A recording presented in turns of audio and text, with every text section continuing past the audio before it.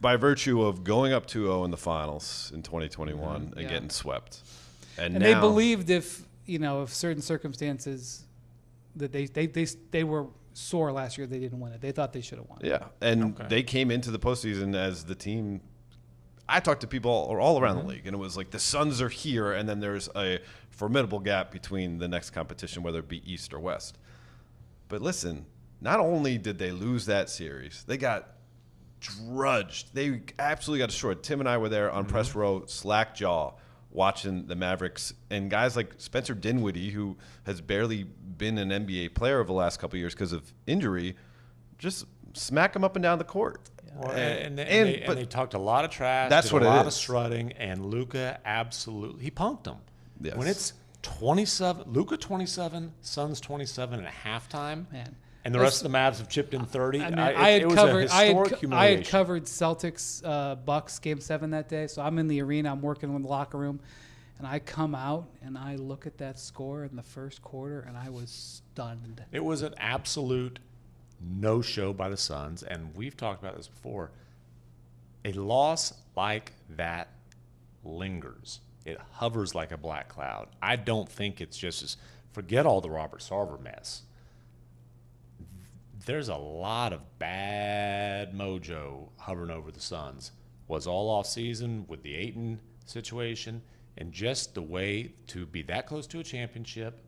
Right? I go back to the Mavs that lost in the finals after being up 2-0. Yeah. Right? Came back, best record in the league. They got spanked in the first round by the Warriors, and it took a regime change and a whole lot of things for that franchise to I've seen back. it go both ways. Like I remember going to media day with the Spurs after the Spurs blew that finals against the Heat, and I remember thinking, boy, I'm going to have to ask them about the finals, and it's not going to be fun, and they don't know what to talk about it. They talked about it, they embraced it, and they were so focused that whole season and came back and stomped the Heat.